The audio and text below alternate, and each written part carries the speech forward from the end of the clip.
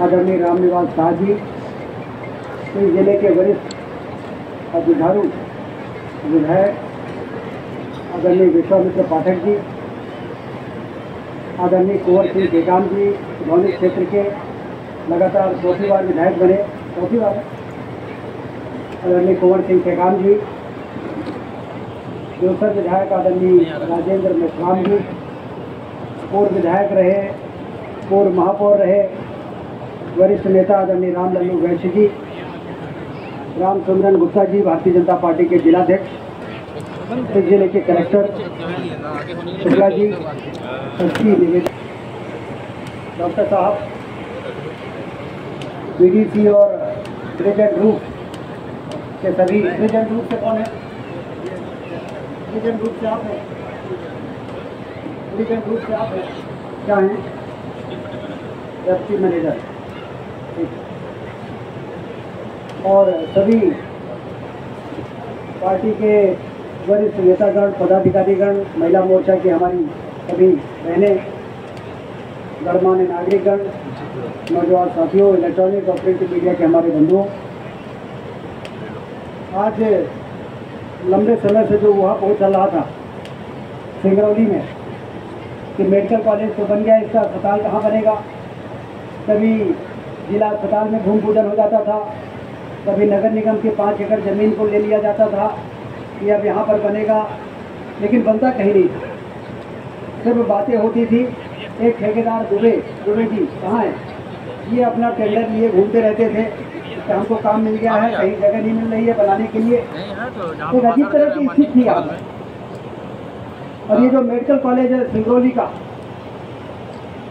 इस बार सिवनी, नीमच और मंदसौर के मेडिकल कॉलेज को मंजूरी मिली है।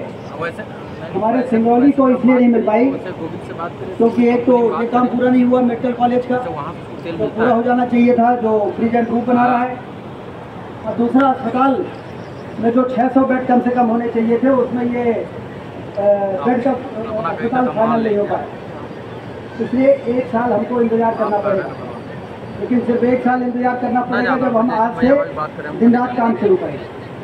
आज मेरा यहाँ पर आने का उद्देश्य ये है कि जो अस्पताल बन रहा है सामने, उसमें 16 करोड़ के कार्य का जो टेंडर पहले हो गया था, उसका आज हम भूमि पूजन कर दिया ठेकेदार को कि अब काम शुरू करो।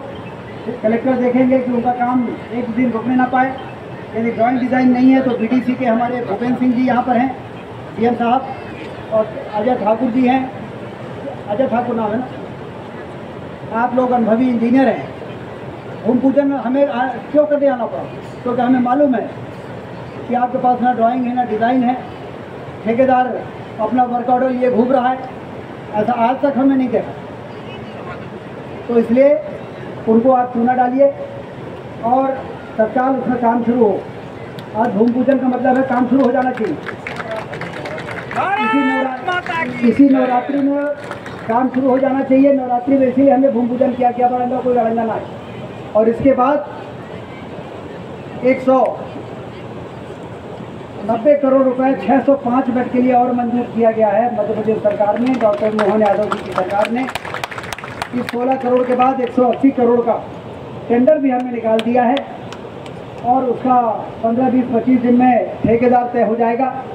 तो हमने मुख्यमंत्री जी से निवेदन किया है कि फिर उसका भी भूमि पूजन करने आप आइए और उसका भूमि पूजन कर दें, तो 200 करोड़ रुपए का अस्पताल यहाँ पर बन के तैयार है। 258 करोड़ का ये मेडिकल कॉलेज बन रहा है, उसमें 31 करोड़ का फर्नीचर लगेगा। टोटल अभी 210 करोड़ का काम हुआ है, मतलब जो 40 करोड़ का काम आप ही कर पाए, उसके कारण हमको मान्यता नहीं मिल पाई। ये मालूम है कि नहीं? अपनी गलती का एहसास करोगे तो फिर गलती की दोबारा नहीं होगी। यदि ये बिल्डिंग बन गई होती, कहाँ है टीम साहब? यदि ये बिल्डिंग बन गई, एनएमसी वाले आए थे ना यहाँ विजिट करने, एनएमसी वालों को हमने दिल्ली से भेजा था कि जाओ सिंगरौली के मेडिकल कॉलेज को शुरू करना है। तो जब आए यहाँ पर तो उन्होंने कहा कि साहब अभी तो बिल्डिंग पूरी नहीं हुई है। यदि ये बिल्डिंग पूरी हो गई होती तो आज मेडिकल कॉलेज के एडमिशन यहाँ पर हो रहे होते और अस्पताल का जुगाड़ हम कर लेते। इसलिए ये तो यहाँ पर नेतृत्व तो बैठा है, मैं यहाँ पर कई साल प्रभारी मंत्री रहा हूँ और 15 साल मंत्री रहा हूँ। अब मुझे मालूम है कि ये मेडिकल कॉलेज जो सिंगरौली को मिला है, ये इन लोगों के लगातार गुहार लगाने के कारण मिला है। ये जो पूरा नेतृत्व बैठा है, जब मुख्यमंत्री आए इन्होंने कहा हमको मेडिकल कॉलेज चाहिए, हमको मेडिकल कॉलेज चाहिए। ये सिंगरौली जिला है जहाँ के कोयले की रॉयल्टी से पूरे मध्य प्रदेश की अर्थव्यवस्था चलती है। और इसलिए सबसे ज़्यादा यदि ज़रूरी है तो हमें मूलभूत और हमारी आवश्यकताओं की पूर्ति करना जरूरी है। हमारे प्रधानमंत्री नरेंद्र मोदी जी ने डीएमएफ चालू किया, डिस्ट्रिक्ट मिनरल फंड। यदि 1000 करोड़ रुपए की रॉयल्टी कोयले से भारत सरकार जाती है तो 300 करोड़ रुपए कलेक्टर के खाते में भी जमा हो जाती है। इस प्रकार की योजना बनाने का काम किया तो नरेंद्र मोदी जी ने, देश के प्रधानमंत्री ने किया। और यह योजना क्यों बनाई उन्होंने? उस जिले में अभी रामनिवास साहब जी मांग कर रहे थे, परसोना से माड़ा 4 लेन, परसोना से बरगवा 4 लेन, विंध्यनगर से तेलगमा 4 लेन, ये सारे 4 लेन। मुझे याद है जब मैं प्रभारी मंत्री था तो परसोना से ये नगही मोड़ से लेके नवानगर से लेके और परसोना का एक ही जिला योजना समिति की बैठक में हमने 40 करोड़ रुपए मंजूर कर दिए थे और वो 4 लेन आज बन के तैयार हो गई। हमें भोपाल नहीं जाना पड़ा था पैसा मंजूर कराने के लिए। और बरगवा क्षेत्र में, राधा सिंह जी के क्षेत्र में, बरगवा इलाका जो सेंचुरी कहलाता था, बगदरा, वहाँ पर एक खंभा नहीं गाड़ने देते थे फॉरेस्ट वाले, लाइन नहीं खींचने देते थे। रोड बनाना तो बहुत दूर की बात है।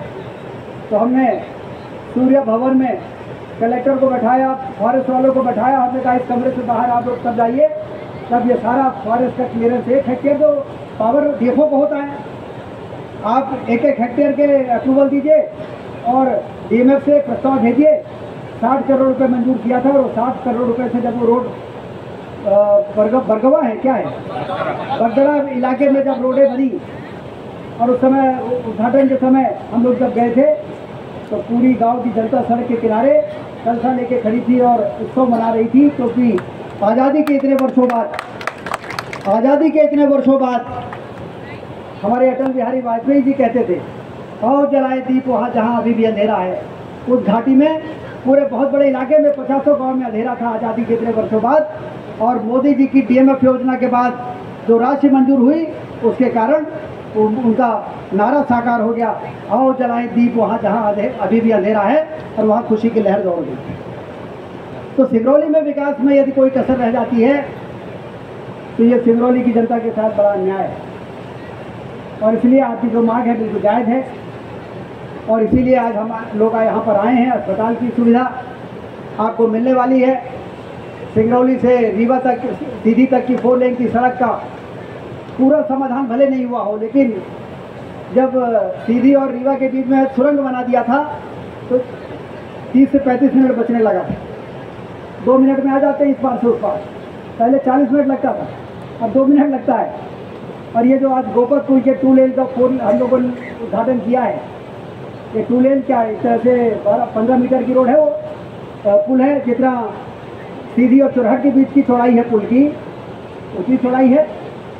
और इसके शुरू हो जाने से लोग मुझसे बता रहे थे कि 25 मिनट की यात्रा जो घुमावदार और जाम और सिंगल लेन और गाड़ियों की लाइन के कारण जो परेशान होना पड़ता था वो परेशान नहीं होना पड़ेगा। ऊपर से 20-25 मिनट तो दूसरी राहत हुई है। और तीसरी राहत के लिए भी हम एनसीएल में सीएमडी और एमपीआरडीसी वालों को हमने बुलाया है। ये जो एक उनका रेलवे क्रॉसिंग में आरओबी बन रही है उसमें भी बड़ी देरी हो रही है। एक दूसरे के बीच में पैसा देना है एनसीएल को, बनाना है एमपीआरडीसी को, और वो पैसा देना है और बनाना है और एक दूसरे का फायदा है। सबसे ज़्यादा एनसीएल का है तो देरी क्यों हो रही है, तो उसकी भी एक समस्या का ऐसा एक चीज़ों को ठीक कर करके 7-8 महीने में सिंगरौली से सीधी 4 लेन की सड़क बन जाए, ये मध्य प्रदेश की डॉक्टर मोहन यादव जी की सरकार प्रयास कर रही है। और इसलिए आप लोग चिंता न करें, सिंगरौली को सिंगापुर बनाना है। मुझे याद है एक बार जब एसआई में आंदोलन हुआ था तो आंदोलनकारियों ने नारा दिया था सिंगरौली को सिंगूर बना देंगे। तो फिर मैं आया था और मैंने कहा सिंगरौली सिंगूर नहीं बनेगा, सिंगरौली सिंगापुर बने। हवाई पट्टी बन गई है, हवाई अड्डा की मांग आ गई है, वैसी मांग उठती रहेगी, काम होते रहेंगे, विकास का कारवा हमारा ऐसे ही बढ़ता रहेगा। और देश को गौरवान्वित करने वाला ये हमारा सिंगरौली 15,000 मेगावाट बिजली बनाना कोई छोटा काम है क्या? और ये 15,000 मेगावाट की बिजली क्या सिंगरौली वाले उपयोग करते हैं? पूरे देश के लोग इसका उपयोग करते हैं। जैसे रीवा के में हमने सोलर प्लांट लगाया, तो रीवा के सोलर प्लांट के 26% बिजली से दिल्ली की मेट्रो चलती है। तो हम लोग सिर्फ अपने लिए यहाँ पर अपने ज़मीन का उपयोग, अपने धरती का, पूरे देश के विकास में काम हो रहा है। ये प्रधानमंत्री जी समझ रहे हैं, ये हमारे मुख्यमंत्री समझ रहे हैं, और इसीलिए स्वास्थ्य के क्षेत्र में एक बड़ा काम आज यहाँ पर हुआ है। लेकिन मैं बीडीसी के अधिकारियों से कहना चाहता हूँ, ब्रिज एंड रूट के अधिकारियों से कहना चाहता हूँ कि दिन रात काम करना पड़ेगा। ये समय में थोड़ी सी लापरवाही 1 साल हमारे सत्र को पीछे कर सकती है। आज हम नीमच का और ये सिवनी, रतलाम और नीमच के मेडिकल कॉलेज का उद्घाटन करने वाले हैं। एडमिशन हो गए और हमारे यहाँ एडमिशन यदि नहीं हो पाए हैं तो कोई बात नहीं, लेकिन अब कोई लापरवाही ना हो। बीडीसी की तरफ से जैसे आज हम आए तो हमने कहा ड्राइंग डिज़ाइन कहाँ है, तो ड्राइंग डिज़ाइन नहीं। हमने ठेकेदार से कहा लगाओ मशीन, खुदाई शुरू करिए, तो ठेकेदार के लिए ड्राइंग डिज़ाइन नहीं है। अब ड्राइंग डिज़ाइन नहीं है तो भूमि पूजन करने से काम शुरू हो जाएगा क्या? कहाँ से आएगी ड्राइंग डिज़ाइन, कौन लाएगा?